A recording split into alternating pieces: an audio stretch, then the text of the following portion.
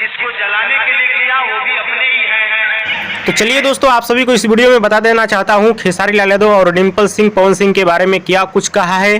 तो सबसे पहले आप सभी को बता देना चाहता हूं, कल खेसारी लाल यादव का बांका बिहार में स्टेज शो था। आप सभी को बता दूं, डिम्पल सिंह और खेसारी लाल यादव खूब मस्ती मजाक स्टेज पे कर रहे थे। खेसारी लाल यादव डिम्पल सिंह को बोलते हैं कि आप स्टेशन हो, यात्री आपके यहाँ नहीं, गाड़ी आपके यहाँ रुकती है और लोग चढ़ते हैं और जाते हैं। जी हाँ दोस्तों, कैसा मजाक किए हैं खेसारी लाल यादव डिम्पल सिंह के साथ, आप लोग समझ सकते हैं। और आप सभी को बता दूं, खेसारी लाल यादव के साथ खूब गले चिपक रही थी डिम्पल सिंह और बोल रही थी आपसे शादी कर लूँ, ये कर लूँ, ऐसे यानी खूब मस्ती मजाक चल रहा था। तो खेसारी लाल यादव बोलते हैं कि आप जिसको जलाने के लिए सब कर रही हैं वो भी अपने हैं, मेरे बड़े भाई हैं।